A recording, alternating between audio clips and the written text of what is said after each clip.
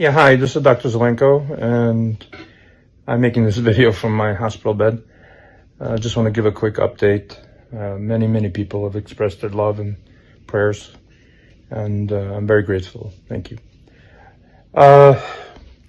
Unfortunately, I had a MRI and a transesophageal echocardiogram called a TE, and it found a tumor in my right ventricle. That's the lower right chamber of the heart. And on top of that tumor is a blood clot. That's not pretty good news. It's not good news. And the treatment would be to go on blood thinners, which I'm on, to try to dissolve the clot. And then we have to figure out what to do with that tumor. To be frank, if that clot breaks off, that's a ticket to the next world. Also, there are more tumors around my lower left lobe in my lung. So I'm in a precarious situation. However, as King David writes, even though I walk in the shadow of death, I shall fear no evil, for God is with me. And I do really feel that way, and those words resonate in my soul more now than ever in my life. And there is a Talmudic teaching that even if the sword is on your neck, a person should never give up hope. And so I'm in a very good state of mind, and as I frequently said, they're going to have to carry my body off the battlefield, because my resolve to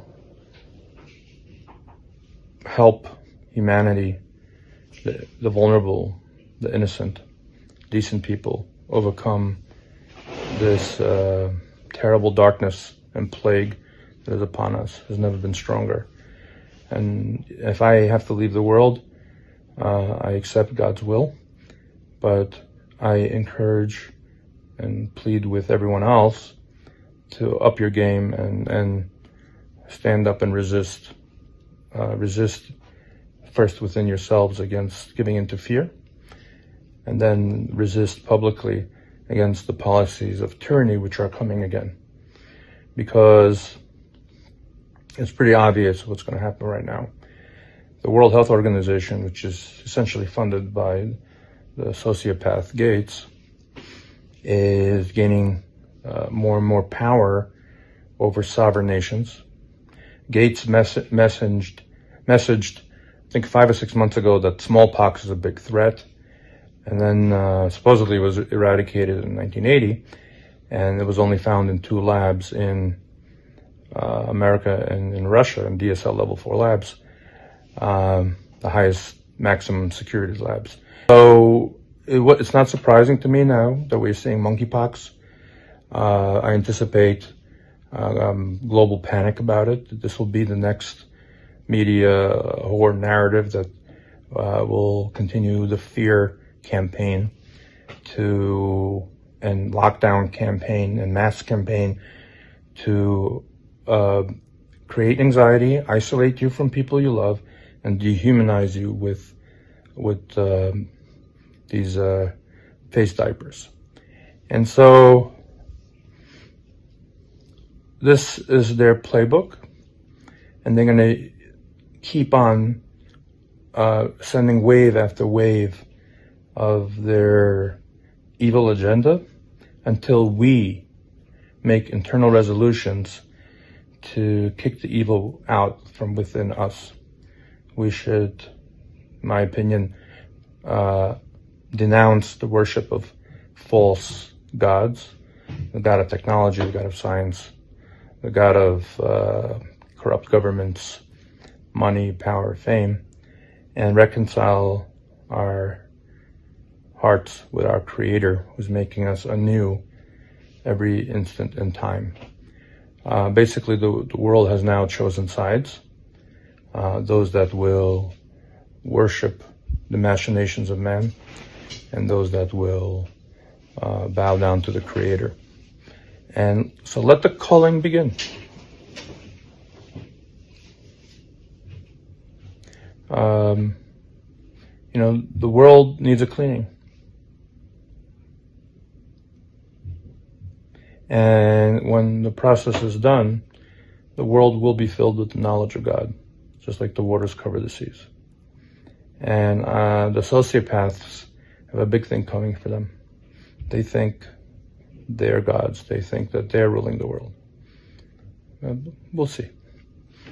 So let the games begin. And I have no problem falling in battle because this is a hill that we need to die on for. Because otherwise our progeny will have nowhere to breathe.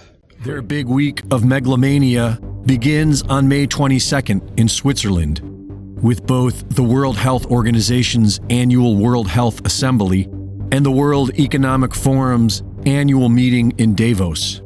In Geneva, the WHO will be voting on a pandemic treaty known officially as the Zero Draft Report of the Working Group on Strengthening WHO Preparedness and Response to Health Emergencies.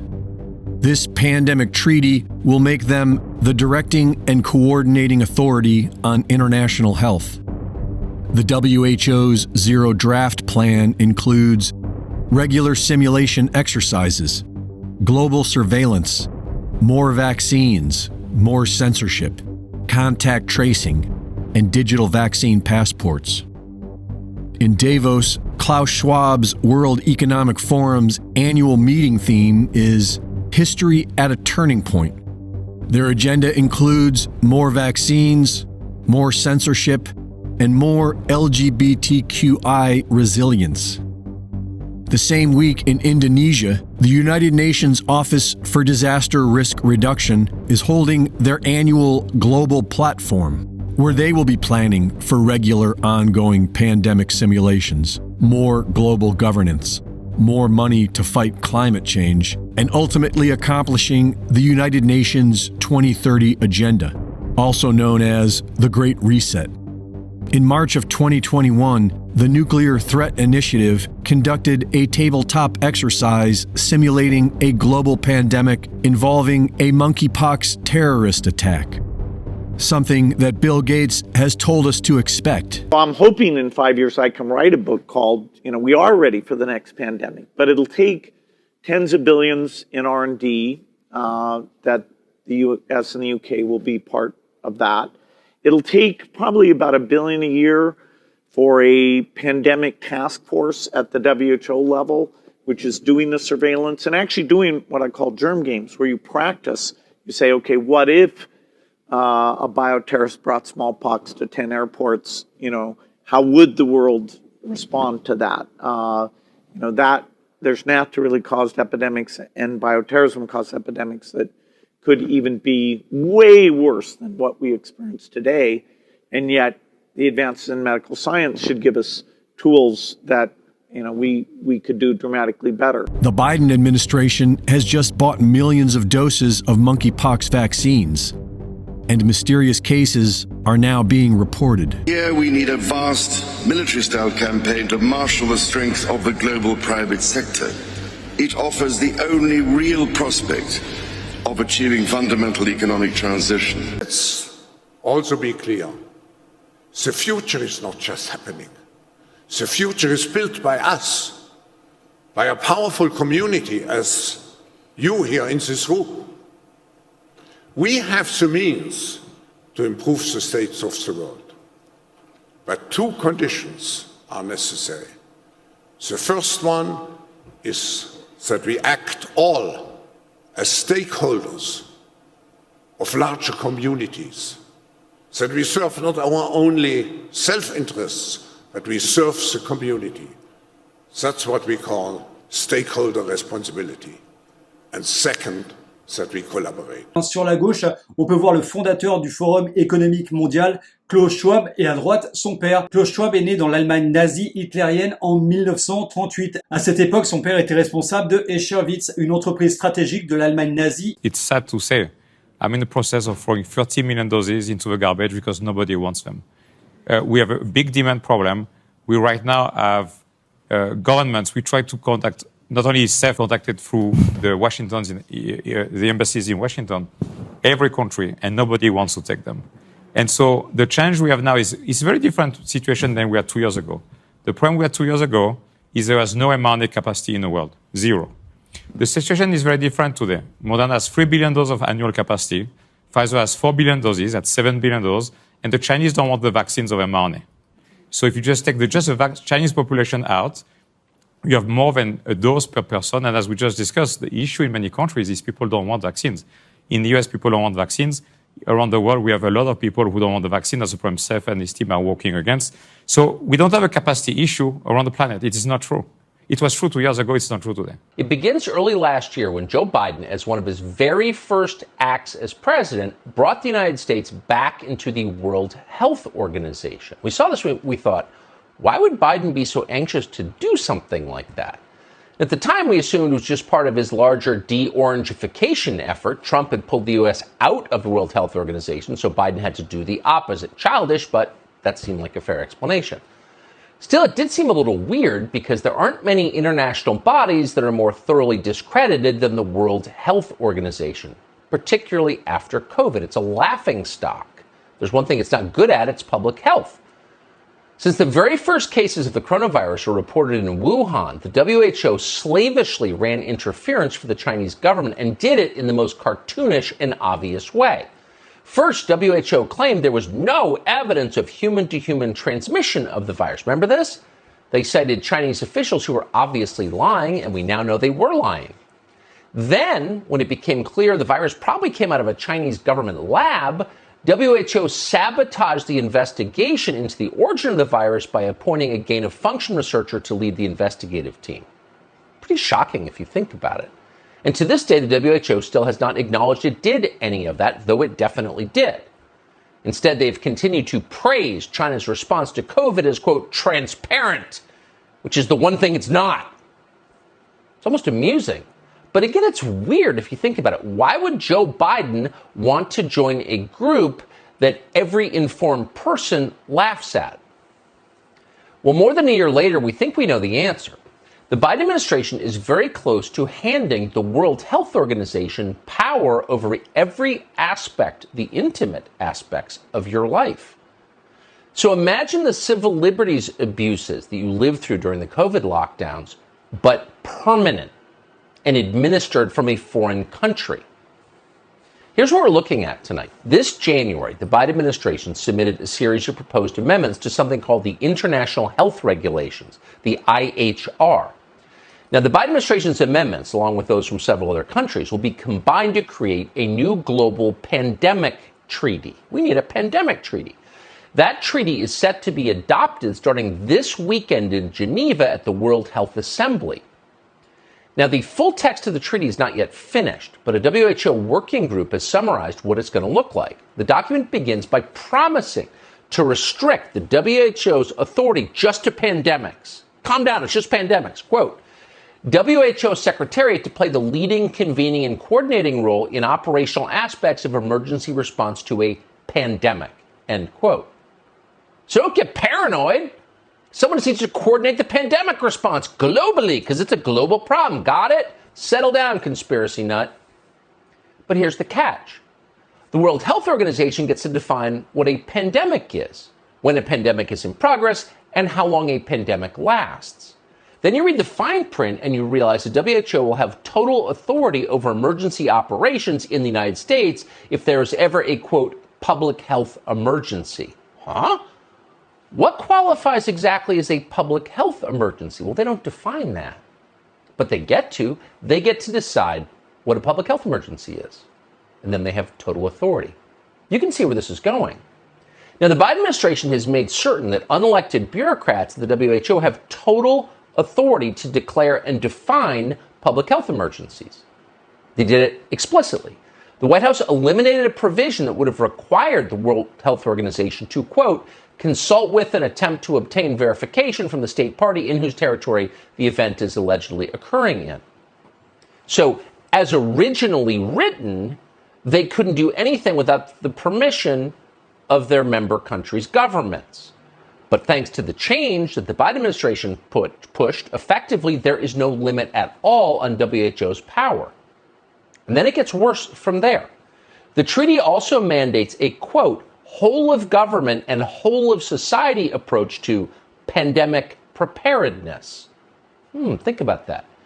Every society is always preparing for a pandemic, and that means there will not be a moment ever when the WHO doesn't have operational control over so-called public health matters in this country. Now, what's that going to mean exactly? You've already guessed it's not really about public health. It never is. But before we tell you what exactly it's going to mean, you should know that none of this is going to be optional.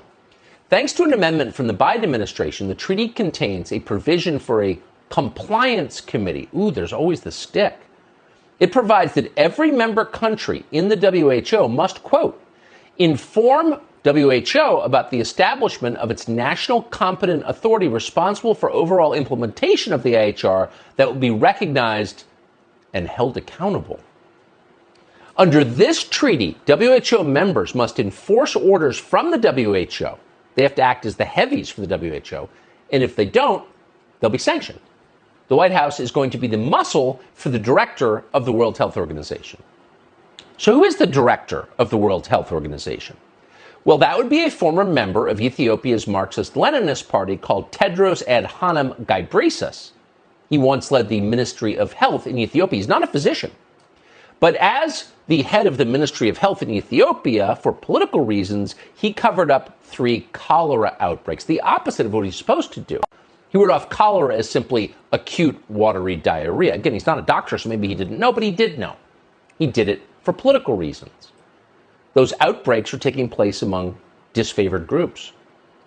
Then Tedros tried to appoint Robert Mugabe, the racist murderer who ran Zimbabwe into the ground, as an international goodwill ambassador for public health. Now, at the time, Zimbabwe was the poorest, most mismanaged, most racist country in the world. And yet Tedros thought he should be a goodwill ambassador for public health. These are some of the reasons that Tedros, needless to say, is a close friend of Tony Fauci's. So Tedros is really an outstanding person. I've known him from the time that he was the Minister of Health of Ethiopia. I mean, obviously, over the years, anyone who says that the WHO has not had problems has not been watching the WHO. But I think under his leadership, they've done very well. Yeah, they've done very well. He's an outstanding person, that friend of Robert Mugabe's. And because he's such an outstanding person, we are days away from giving him operational control over our government's public health system, the one that you pay for and thought you controlled in this democracy. So what will this operational control mean? Let's be specific. Right off the bat, the treaty demands, quote, national and global coordinated actions to address the misinformation, disinformation, and stigmatization that undermine public health. Oh, here we go. Right to censorship. People are criticizing us, and for public health reasons, that can't be allowed. If you criticize us, people will die. So you saw yesterday that the Biden administration, in the face of universal laughter and derision, had to fire the head of its new Ministry of Truth. But they found another way to do it. Quote, WHO Secretariat to build capacity to deploy proactive countermeasures against misinformation and social media attacks. Oh, are you following this? So they're going to get to censor anybody who doesn't agree with what they do as they control the intimate details of your life. And they will control those details. Under this treaty, the World Health Organization will get to establish vaccine passports and regulate travel. World Health Organization will, quote, develop standards for producing a digital version of the International Certificate of Vaccination and Prophylaxis. Okay. So you may be thinking, well, it's just about COVID, and I went along with mandatory vaccines and vaccine passports at the time. How bad could it be? First of all, if you went along with that, you should be repenting right about now. But it's not just about COVID, because WHO will be in charge of, quote, the digitalization of all health forms. World Health Organization will also, quote, share real-time information about travel measures. So you're going to find out exactly when you're allowed to get on a bus or train or airplane. Or how about your bicycle? Will they regulate that too? Maybe. Now, the World Health Organization has sought this authority for years. Of course, who doesn't want more power? Here's Tedros back in April of 2020. People in countries with stay-at-home orders are understandably frustrated with being confined to their homes for weeks on end. But the world will not and cannot go back to the way things were. There must be a new normal, a world that's healthier, safer, and better prepared. Okay, so there's a guy with a long and documented history of subverting public health, who is clearly a liar, who is acting as an agent for the Chinese government.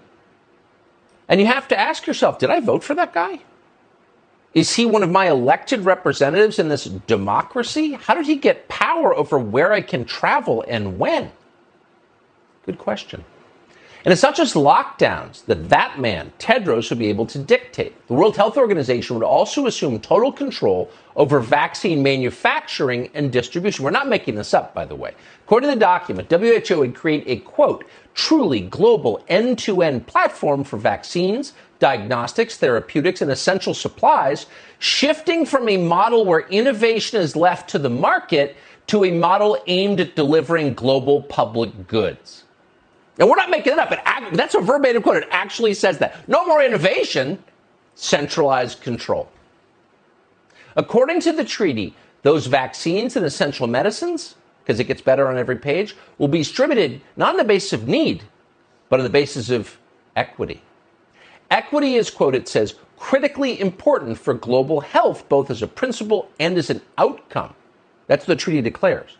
Therefore, the World Health Organization will ensure, quote, equitable and effective access to vaccines, therapeutics, diagnostics, and essential supplies, and for clinical trials. And that means, again quoting, healthcare workers and the most vulnerable will have priority access. Not the sickest, not the people who need the medicine most, but the most vulnerable in a larger sense. In other words, favored groups get medicine first.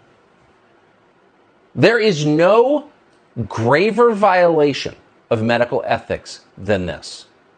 Every physician practicing in the United States promises not to do what you just heard. And it would become mandatory under this treaty. And by the way, the language you just heard, that is exactly the justification that officials in several states threw out when they were caught passing out vaccines based on race. This is a power grab. It's dangerous. It is, by the way, a reward to the very people who screwed up 2 years of COVID response. Oh, let's give them more power. This is lunacy. And people who know that it's happening are upset. 125,000 people in the UK have just called for a referendum on this treaty. They signed a petition. In democracy, that would matter. You get to petition your government, you remember? But the British government doesn't care what they think. And now there's the Biden White House. In this country, there's been very little pushback because most people have no clue this is happening. We didn't until a bunch of people bothered us about it. You should look into it. We did, and we're shocked. We didn't know because our media isn't covering this. It's not on the front page. Why is that? You have to ask yourself. There is at least one planned legal challenge to this, and it comes from Stephen Miller's group, America First Legal. Here's what's at stake, not just your health, but the way that you live and your relationship to the government. Representative government requires your consent. You alone have the right to choose your representatives, your style of government, the laws under which you live. That is called democracy, and this eliminates it. Sortez le sac à vomi, mais écoutez bien, mes amis, ça dure 2 minutes. Ces derniers mois, ces dernières années ont vu se développer une conversation passionnante qui nous a permis de faire réfléchir les décideurs du monde entier à la gouvernance de la santé mondiale et à la préparation aux pandémies. De nombreuses propositions sont sur la table qui convergent notamment sur l'importance de renforcer l'OMS dans son rôle de coordination scientifique, d'instance normative, dans une approche une seule santé et sur la nécessité de lui donner davantage de moyens pour agir.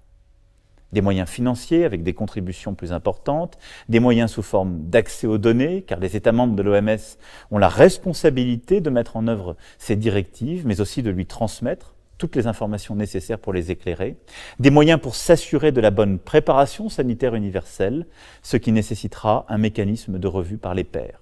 Enfin, comme toute organisation internationale, l'OMS doit garantir l'implication active de ses États membres, notamment en temps de crise.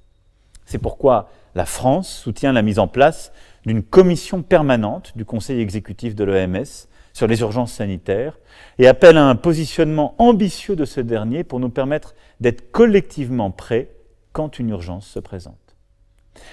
Pour permettre à l'ensemble de ces réformes d'être ancrées dans le droit pour l'avenir, je suis favorable à l'adoption, sous l'égide de l'OMS, d'un accord international juridiquement contraignant.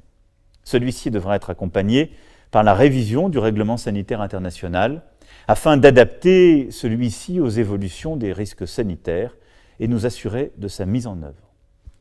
Je compte sur l'ensemble des États membres de l'OMS et sur la capacité d'entraînement de son directeur général pour mener à bien l'ensemble de ces chantiers. C'est la condition pour avoir une science libre, ouverte, indépendante de toute pression politique. Et oui, complètement indépendant de toute pression politique, car ils auront tué la démocratie et les représentants du peuple avec cette dictature sanitaire gouvernée par les plus puissants milliardaires qui auront le droit de vie et de mort sur nous, pauvres gueux. Alors bon, malgré l'aura puante de ces gens et leur fort pouvoir de conviction par corruption, 12 des 13 amendements furent rejetés. Écoutez. Absolutely, Steve. Good news and bad news. Okay, they had their morning session and I stayed up all night to watch it because it's 9 hours ahead. And they announced that it appears that they are giving up on 12 of the 13 because they could not reach consensus. They're still holding on to one which changes the time period in which all of these things get enacted from 18 months down to 6 months, which is absolutely not acceptable. But what they've done, Steve, is they're setting up yet another bureaucracy. They're going to have a working group for the international health regulations. They're going to be taking submissions from countries around the world for their ideas of how these things should be amended. That's going to go into September. And then apparently it looks like they're going to be having another meeting in November. So they never give up, right? We beat them back on 12 of the 13. They're trying to get one, but they're coming back with another working group for just keep trying to do this again in the future. We've got to stay vigilant.